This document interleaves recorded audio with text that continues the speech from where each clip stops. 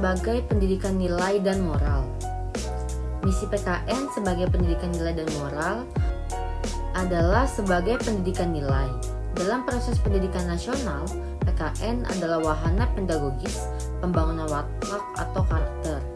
Secara makro, PKN merupakan wahana sosio-pedagogis pencerdasan kehidupan bangsa atau sejalan dengan fungsi pendidikan nasional. Kontribusi PKN dalam pendidikan nilai adalah sebagai berikut, yaitu sebagai nilai keberagamaan, beriman dan bertakwa kepada Tuhan Yang Maha Esa, moral sosial keberagamaan, berakhlak mulia, ketahanan jasmani dan rohani, sehat, kebenaran dan kejujuran akademis atau berilmu, terampil dan cermat atau cakap, kebaruan atau kreatif, ketekunan dan kepercayaan diri atau mandiri, kebangsaan, demokrasi, dan patriotisme atau warga negara yang demokratis dan bertanggung jawab. Pendidikan nilai di Indonesia secara konseptual, pendidikan nilai merupakan bagian tak terpisahkan dari proses pendidikan secara keseluruhan. Sebagaimana tujuan pendidikan dalam pasal 3 Undang-Undang Nomor 20 Tahun 2003, secara substantif, pendidikan nilai melekat dalam semua dimensi tujuan pendidikan nasional. Untuk apa PKN diberikan sebagai pendidikan nilai dan moral? Pendidikan nilai memiliki dimensi pedagogis praktis yang jauh lebih kompleks daripada dimensi teoritisnya, karena terkait dengan konteks sosial kultural di mana pendidikan nilai itu dilaksanakan.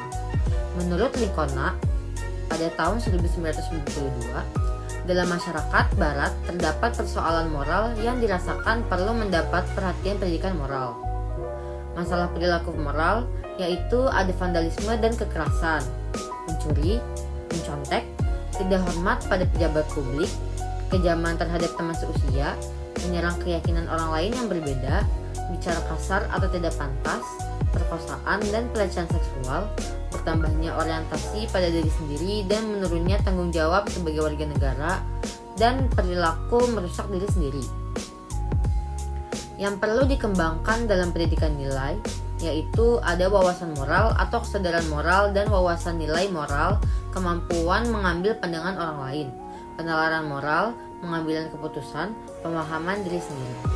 Kemudian ada dimensi perasaan moral atau kata hati dan nurani, harapan diri sendiri, merasakan diri orang lain, cinta kebaikan, kontrol diri, dan merasakan diri sendiri.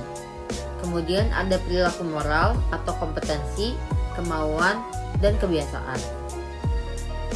Pendidikan nilai di Indonesia seyogianya berpijak pada nilai-nilai keagamaan, nilai demokrasi yang berketuhanan Yang Maha Esa, dan nilai sosial kultural yang berbineka tunggal ika, karena demokrasi Indonesia adalah demokrasi yang teistik atau berketuhanan Yang Maha Esa.